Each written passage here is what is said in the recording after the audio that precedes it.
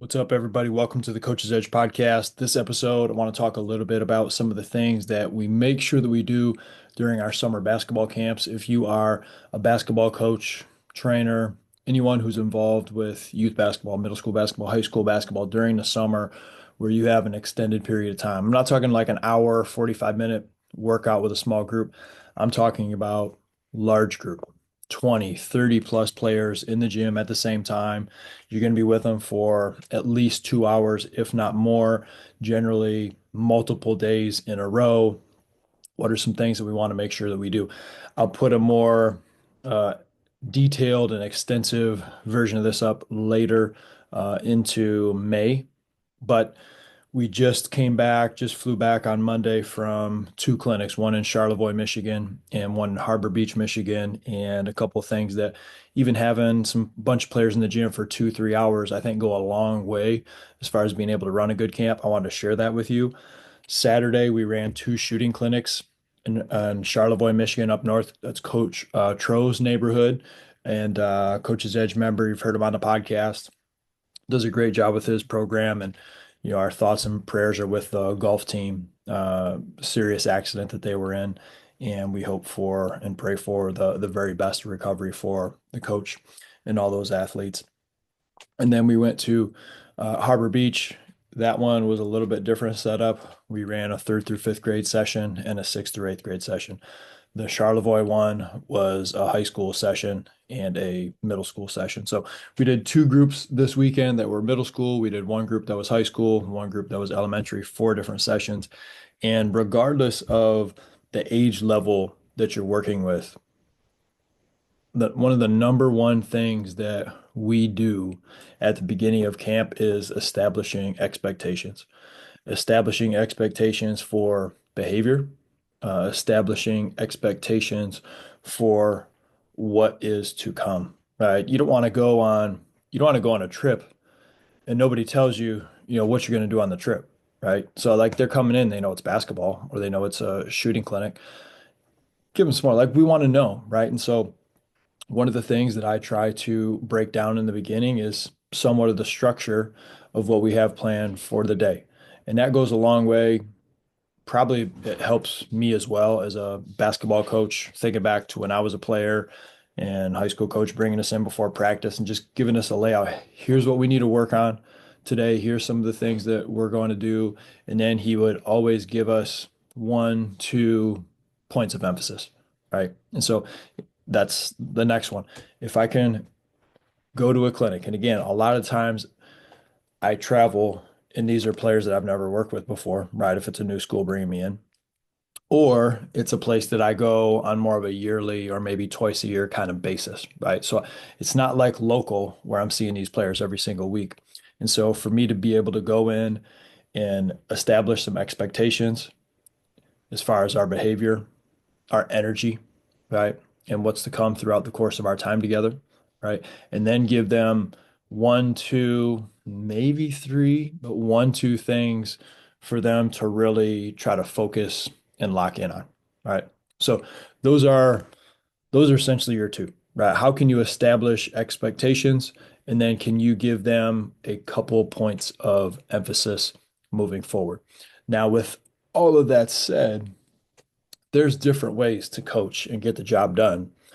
But the point is, your players, and we heard this on a Coach Campbell episode, there's a care that needs to come out alongside your energy, right? So if you're speaking to players, they need to know one, you care about them. They need to know two, you care about this game and you're passionate about that, right?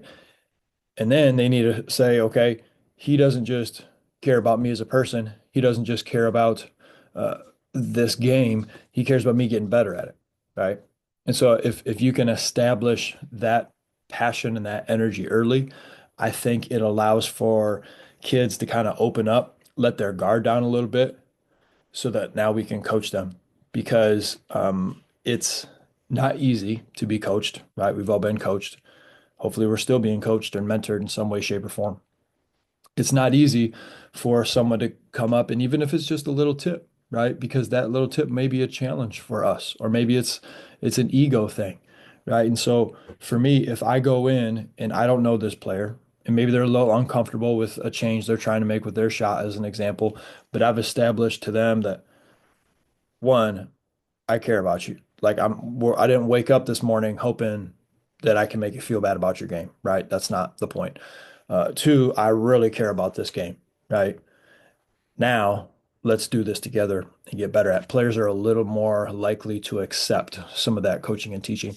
Now, what goes along with that is you know what you're talking about, right? So how can you early on in the camp establish, right, the respect that the players know this person knows what they're talking about? Now, if I've had the chance to work with a group in the past, I kind of roll in. They already know a little bit of my backstory. They've probably come back, obviously, the next time. And so that's pretty easy. If you haven't had that before, what I think is really beneficial is having one person do kind of a quick intro and then the next person following up after them. I'm pretty sure this is like a public speaking thing, right? Where if you just come out by yourself and say, "Hey, I'm the varsity boys basketball coach. We're running camp this week. Blah blah blah blah blah. Here's all the stuff." That's good, but it's not as good as if there's somebody else coming in prior who maybe it's the junior high coach that everybody's been coached by already. Not everybody's been coached by the varsity coach though. So the junior high coach comes in, "Hey guys, great to see you. We're excited to get after it this week. I want to make sure that you guys all know who, varsity coach Brown is. He's been coaching here for 11 years, right? They've had a lot of team success. You've probably seen him on the sidelines, and he's in charge of running our camp today. Go ahead and give him a hand, and let's hear his introduction for the day." Everybody gives him a hand, right? You've established, right? You've had somebody else establish a little bit of your street cred, so to speak, right? So this is something that I found as I travel around and don't know. There'll be some new camps that we do this year. Maybe kids follow me on Instagram, maybe they don't. Maybe they've heard something about me. Maybe they literally found out about camp last night because nobody told them and they're like, "Hey, you need to be in the gym, right? We got a team camp coming up." Could be a bunch of different things, right? So to have somebody that they already know establish and kind of do an intro, that's a subtle one that I think goes a really long way. Okay. Another thing, if you want to run a great camp, and we have a video presentation on the Coach's Edge membership that goes down. You think about like the technical and the tactical, excuse me, the technical, like technique, right? So we have a video presentation on the Coach's Edge membership about summer camps, and it's really good. I was actually looking through it and I was like, I need to review this again before I go into all my lesson plans for the summer. It does a good job of breaking down instruction types, different ways that we can keep a player and a group engaged, keep them active, as far as design of teaching, training, competing, breakdowns of skill development and how we can teach, okay, maybe this is more of a true technique thing. Let's break it down. Let's walk through it. Let's go slow. You know, a small sided game is great. But if we need to break something down because there's a piece of footwork that a player is really struggling with, how do we teach that as well? And so the presentation does a good job of breaking down all those different areas of how you might run drills and games and just kind of flow through a basketball camp. What I'd like to do, and it's definitely my goal to finish this at the end of May and put it up on the Coach's Edge, is more of the tactical, right? Because I was looking at that video, I was like, this is a great technical video as far as like coaching and instruction and learning and competing and those types of things. But when it comes to the tactical, how do you look at the big picture of running a camp? And what are some of those things that aren't necessarily as associated with basketball that can allow you to have a successful camp, right? And so I'm going to make a presentation up like that. But one thing that immediately comes to mind that's big for our camps is the amount of hoops, the amount of gym space, the amount of basketballs helps determine how many players we're going to allow to come into our clinics, right? So, as an example, if we have 6 hoops, general amount of space, we're gonna have 24 players at our shooting camp because that's 4 players per hoop. Could we get more? Yep. But the instruction and the reps, I don't think it would be as good. I want to be able to talk to every single kid throughout the course of, say, 3 hours. And if there's 24 players in there, for sure I'm going to be able to talk to every single player specifically in those 3 hours and generally more than that. So I'm thinking of that. How much instruction can I give those 24 players compared to if I allowed 40 in the gym instead, right? Or 30 or whatever that number is. 4 players, a lot of our drills are partner drills. And so if you have essentially 2 people shooting at a basket, 2 people passing or rotating, or it's, player takes a shot and then you switch, the next player takes a shot, then we can go into some groups of 4 doing some multiplayer shooting at your basket. A lot of reps, a lot of movement, not really any standing around. So that's why we go 4 players per basket. They get hundreds of shots up in a short amount of time. Any more than that, we're not really getting into what I want to get to. There is a place, Otsego, Ohio. They have 10 hoops, 10 hoops in their high school gym. It's one of the best gyms in Northwest Ohio. So technically for a shooting camp, we could do 40. I cap it at closer to 32 and it works really well. We still have a kind of space and we utilize all 10 hoops as well. I mean, it's one of the reasons we run the shooting camp there, and we're very fortunate to be at Otsego High School in Ohio because they have just such a tremendous gym space. So think about how many hoops you have, how much space you have, and what it is that you want to cover. If it's shooting, they need to get shots up, right? And so it becomes less about how many basketballs do we have and more about how many hoops do we have in the gym space compared to if we run an attack clinic. I'm thinking more so about, okay, do we have enough basketballs for everybody? Because a large portion of our camp is going to be ball in hand. So if we have a lot of space, and a lot of our drills are going to be ball handling, passing, pivoting, ripping, different types of things that I call driveway drills that players don't need a basket for. Say we're in there for 3 hours. We might spend an hour in the beginning of different types of drills. And when I say drills, I'm not talking about 1-on-0 the whole time and here's this, blah, blah, blah. I'm talking everything. We don't need a basket to do something that's block, variable, random, game based. You name the instruction type. We try to sprinkle them all in with or without a hoop. But if we're doing an attack camp that is really focused on attacking, essentially, right, and working on our ball handling skills and our body position and playing against the bump and a contact, and we're not using those hoops the entire time, well, it becomes more about, okay, we're having 32 players at this camp, 36 players at this camp. Do we have 36 basketballs for everybody? And then you look at the court and say, how can we best space out this court so that everybody can see the demonstrations so that they have room to get their repetitions in and we can run some things efficiently. This is one of the reasons why we do use cones for some of our camps. It's not because we need cones. It's not because I like cones. It's just an organizational tool that we use, especially for younger kids. I spent had a short amount of time teaching kindergarten PE, right? And if you go into a PE class or even an elementary type class, there's spots, right? Hey, go to your spot, right? I spoke at 2 elementary, first grade class and a fourth grade class yesterday. Kids come into the gym, they have a square. They sit in the square, right? It's the same concept. It's just a education trick. Like here's kind of your space, your world here that you can work out of. So that helps. As players get older, don't need it so much, right? But at the middle school level and younger, definitely can help. So a lot of you are probably running a basketball camp for maybe that elementary, middle school level, something to think about. Do you have a way to keep them spaced how you like, just so that they can have more fun and run more of an efficient session without them all running all over each other? So that's something that we want to think about as well. One of the reasons why we do a series of things without a hoop, I call these driveway drills, right?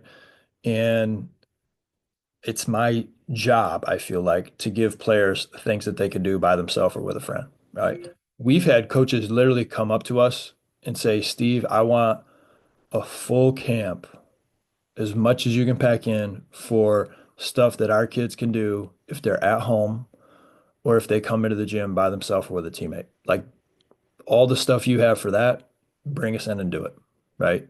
I'm thinking of Coach Kohler and Yale, right? That was like a year or two. He asked me to come in. They got a heck of a team, by the way. Um, he asked me to come in, and like he was really focused on like show us as much. Coach Donovan in Franklin with Michigan had a similar one a couple years ago where he's like, just show us what we can do if we're not all here in a group, right? So it wasn't a ton of small-sided games. It wasn't a ton of big multiplayer. It was a lot of teaching technique, a little bit of space. Here's some ball handling drills that you can do. Here's some shooting drills you can do. Here's some finishing drills that you can do right by yourself or with a friend in a minimal amount of space. So think about what those needs are. And for you running a basketball camp with your program, you're probably going to want to do both. And I try to show our players a little bit of everything. Um, for the most part, we're not scrimmaging full court 5-on-5. I think that is it's important that we play, no question. But for the most part at our camps, we're not doing that one from a numbers standpoint. Generally, half court 3-on-3 works a little bit better if we get into some of our scrimmaging games, small sided games. Um, but also, if you're paying for someone to come in, like myself, you're probably hoping that they don't just roll the balls out and let your kids play and say, hey, you have to make sure you're using a paint touch before you guys get a shot.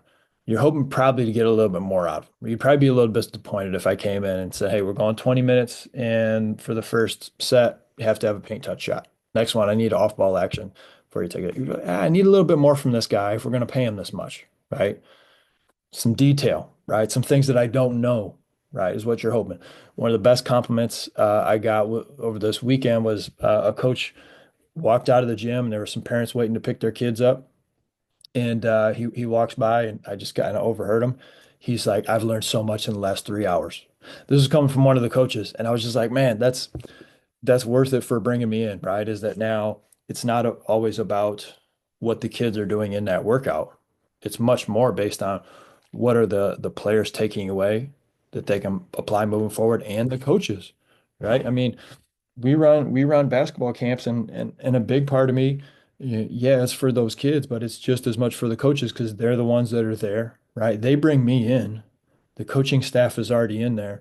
They're generally helping out all the assistants. Like this is a team day for their program, and now they have access to all the things that we've done, and they can keep moving forward. And I work with them on that. If we're going to a school that I've never been to, that's a little bit more work, right? Which is good, but it might be some game film involved, some more conversations with the coaches as far as what they're trying to get out of the time that we spend together, how their team's looking moving forward. Are we working with a lot of times those teams is like just working with their high school team. The younger kids, maybe we'll work with them, but it's a little more general skills. But we can get pretty specific with those high school groups. So that's a lot of homework for me, which is great. And I learn a lot from our coaches as I travel and do that. Then there's other ones where it's like, we'll have a local basketball camp in the Myrtle Beach area. I know most of the kids that are going to sign up already. I see them often. I know what we need to work on. I know I don't need to, chat with anybody here as far as that. Granted, if as they get a little bit older, I'm talking to their varsity coach here and there about what they need to do to keep improving their game. But that's beside the point.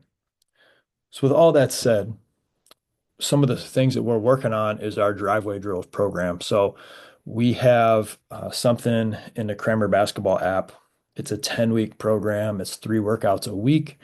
They're designed to be 25 to 45 minutes that players can do at their home with the focus on finishing, ball handling, shooting, and footwork. Those are like the 4 things that we're trying to hit in the driveway drill. So if a player has a basketball and a hoop and a little bit of space, they could literally purchase this program and do these workouts throughout the course of the summer. So it's a 10-week program.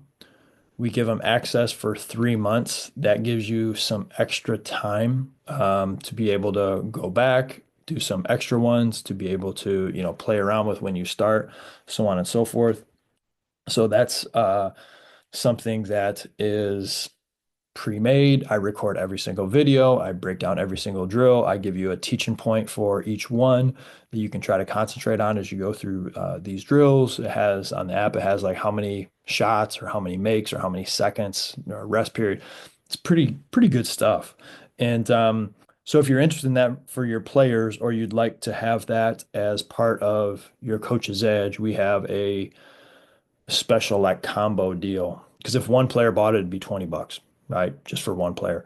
We have a way better deal for those that are already paying Coach's Edge members, where they can access and basically give this workout program to their entire basketball program for a much lower cost. So if that's something that interests you and you'd like to try out, please reach out. It's contact@kramerbasketball.com. You must be a Coach's Edge.coach member to be able to access the discount for the Driveway Drills basketball program. That's a little bit with the Coach's Edge. We've had some great meetings. We're excited. We've had two varsity high school coaches meetings. We come in, we break down the game, we ask questions to each other, we get better. We have another meeting coming up this month for middle school and youth basketball coaches. These have all been great meetings. I've taken tons of notes from each of our meetings. It's cool to see different coaches come in, different coaching experiences, different parts of the country, and we're all in there. We're getting better. One of the coolest things after one of the meetings was a coach just like, thanking me for the hard work of Coach's Edge. And he can see the effort that goes into Coach's Edge. And I don't like this just will the older I get, the more Coach's Edge will become more and more my job. The podcast, the app, the coachesedge.com .coach membership website, right? And the more I will slowly peel back from traveling like a crazy person and running so many camps and clinics. It's just a general way that it's going to go. Uh, and I love it. I love it. I love working with kids. I love working with coaches. I love doing it online. You can reach so many people from there. And so I definitely see myself doing both as much as possible moving forward. Thank you for listening to the Coach's Edge podcast. If you have any questions about summer camps and how I can help you out, please reach out. More than happy to talk about player development as we get into the summer. Get after it.